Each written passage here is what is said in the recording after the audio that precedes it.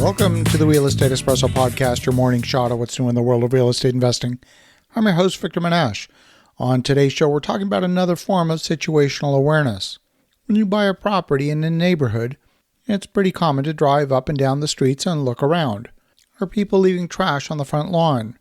Are there broken down cars in the laneway? Are people taking care of their property? That's one form of situational awareness. After all, we live in a physical world. But that form of situational awareness is a little bit like looking in the rearview mirror. What if you could look at a property and see into the future? Well, it turns out that you can. When I look at a neighborhood, I want to see who owns each property and what zoning applications have been filed.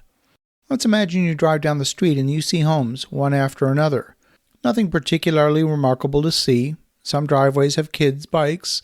Some driveways have a basketball net. You might conclude that young families live here. But a search of title might tell you something that's not readily visible to the naked eye.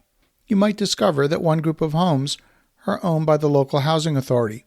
People living there are receiving some form of social assistance. Well, there's nothing wrong with that, of course, but if you were making assumptions about how property values in the area might appreciate, your assumptions might be incorrect.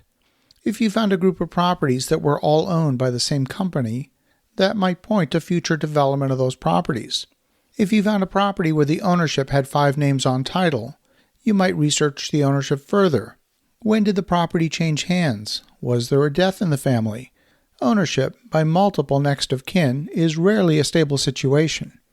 Chances are high the property could appear on the market for sale in the near future. Most zoning applications are a matter of public record. Some zoning applications are minor variances and maintain the current feel of the neighborhood. Others can be major development projects. Did someone try to get a property rezoned and failed? Why was the rezoning denied? Was it the result of community opposition? Was it because the planning department refused the application? Was it refused by city council?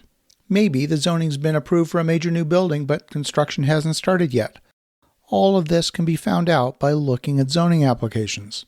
When you search title, in many areas, you can find the assessed value for tax purposes for numerous properties in the area. You can look for consistency in the assessed value. What's been happening in the area? Did values jump from one year to the next, or did they drop? One area that I'm familiar with in Philadelphia experienced a dramatic jump in assessed values. It's not that the improvements went up in value. It was the underlying land values that were increased. Turns out this particular neighborhood qualifies for a 10-year property tax abatement for improvements made on a property. You pay the tax on the vacant land, but you pay zero tax on the improvements for 10 years. The city's clearly looking for ways to maximize tax revenue while honoring the letter of the tax abatement, even if their tactic violates the spirit of the tax abatement, so they've been trying to increase the value of the underlying land. Some property owners successfully challenged the assessed value increase and had their tax increase reversed. You've probably heard investigative reporters use words like, follow the money and you'll understand the motives. Well, this can be true when you're looking at property as well. When you look at a chain of title on properties in an area, you get to ask questions. Questions like, why did that commercial property change hands 5 times in the past 3 years? Or why did that property change hands for $10? Clearly, it didn't change hands for $10. What's the real story behind what happened?